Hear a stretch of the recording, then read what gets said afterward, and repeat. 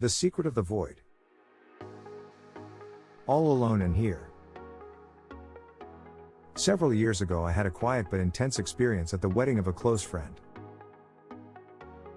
I was early, and as I sat at my table I watched the other guests entering the room. One came in elated, dancing like a performer on stage. Another was withdrawn, inward, as if mulling over some sadness or pain. Some were eating, some talking, some laughing, and some sitting quietly.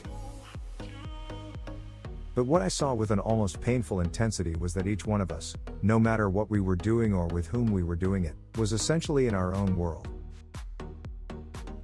Not necessarily lonely, but alone, our thoughts, longings, ourselves on some core level separate from everyone around us. Once, many years ago, my 4-year-old cousin was standing in the living room with her mother and grandmother when she suddenly burst out, "I'm all alone in here."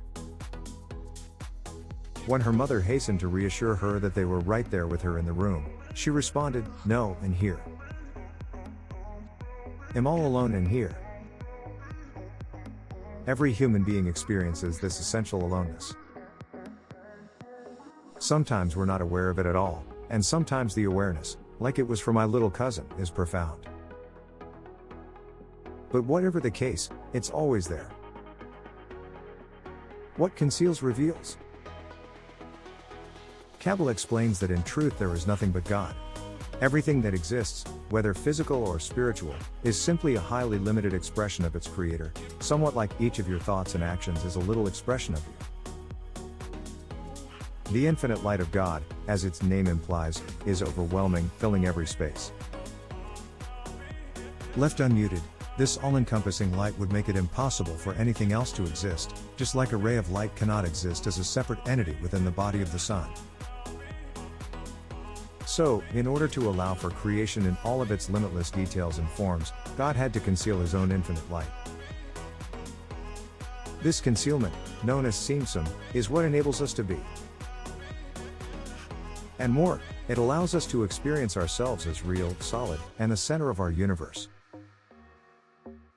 This big lie, this core illusion of aloneness and solidity is what allows us to exist as separate and unique human beings. In its raw, unrectified state, it cuts us off from the truth. But ultimately we are destined to see through the walls, transcend the illusion, and fulfill our potential as uniquely magnificent expressions of the divine. The sound of the void. The illusion is powerful, but not total. If we were completely cut off from an awareness of what lies beyond, chances are we would be perfectly content. There would be no reason to question ourselves or our existence, no drive to continuously experience more. But we are not cut off completely. A glimmer of the infinite light from before creation surrounds and permeates each person who walks this earth. This light is what gives us the profound sense that there is something else out there. Only the something doesn't always feel like an actual something. It often feels like something missing, a void. This void, this missing, hovers at the edge of our consciousness, threatening our comfortable sense of solidity and bringing with it an essential longing for. Well, for something. Something more. This sensation of something missing is actually the glimmer of something that is there, but too vast and amazing to be perceived by our ordinary senses. But as physical beings in a physical world, we are not naturally inclined to relate to it in this esoteric way. In fact, the non-physical all too often makes us feel vulnerable and uncomfortable. So, instead of slowly allowing our eyes to adjust to this more subtle light, we avoid the experience altogether, or seek to fill the void with physical things. The subtle awareness of the void pulls us relentlessly toward the next high, the next success, the more exciting relationship, the bigger, flashier toy. The feelings it triggers, like sadness, depression, anxiety or dissatisfaction, drive us to eat too much, drink too much, work too much, spend too much, need too much, in short, whatever it takes to avoid facing the threatening insubstantiality of it all. But, as uncomfortable and threatening as it can feel, if you are willing to face the discomfort, to stop running and listen, you can begin to explore the secret of the void, to expand your ability to see and hear things that lie outside your normal range. Like a beautiful dream whose impression lingers, like a song that stirs memories and feelings from long ago, like a perfume that lingers faintly in the air, the music of the void can stir forgotten memories and open your heart. It can speak to you of where you came from, where you are destined to go and who you are destined to be. A deeper level of life. In Hebrew, each letter of the alphabet has a gematria, a numerical equivalent.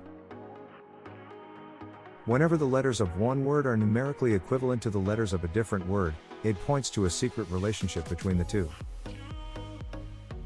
It is fascinating to know that the Hebrew word for void, halal, is exactly numerically equivalent to the word hayam, which means life. The message is simple. In being willing to embrace the vulnerability, to stop running away and instead stay present and expand your ability to see, you can begin to reconnect with what has been concealed from you, the part of you that is most truly and infinitely alive. Eating in bed, maintaining the illusion of being solid. Most evenings, after I'm finished with the tasks of the day, I reward myself by getting in bed and relaxing under the covers with a book. It feels secure and cozy, reassuringly solid and safe. And to further enhance the comforting feeling, I almost always take a little bedtime snack with me. In fact, I sometimes take more than one. I've been doing this for many years, and, as is the case with most deeply ingrained habits, I've become more than a little attached to it. Recently I decided to give it up. I stopped eating in bed, and in doing so I discovered that my comforting habit had been covering up the sound of the void. The perceptions and sensations I began to experience were not necessarily comfortable. In fact, new, bigger things rarely are. But they were rewarding and profound. As physical beings, we are primed to seek permanence and stability. But the bad news, the paradoxical news, is that physical things are inherently unstable and impermanent. Coming face to face with this fact can be scary. It can feel, indeed, like hovering over a dark and formless void. It's important to remember that this darkness is really a much vaster and more brilliant form of light, one that's simply too great for our senses to contain. Many of us spend our lives attempting to block it out, to run from the darkness, or to create stability and solidity by clinging to things that are intrinsically unstable. This, however, does nothing to change the darkness, nor to expand our capacity to see. We remain trapped in a world of struggle and illusion. But if, instead, we train our eyes, bit by bit, to see the concealed light, to hear the subtle music, we can begin to set ourselves free and to use this freedom to make a difference in our own lives and in the lives of those around us. Do you eat in bed? Whether you eat in bed or not, I am certain that there are things you do to block out the discomfort of the void. Maybe you eat or drink or work or sleep too much. Or maybe you take solace in having very strong opinions, in making yourself feel bigger and more solid by being right, criticizing, blaming or complaining. Maybe you try to lose yourself in a relationship, or maybe you avoid the vulnerability that an intimate relationship brings. Whatever it is that you do, every now and then, just don't. Instead, let yourself be open to something, anything, that challenges the way you've seen things till now.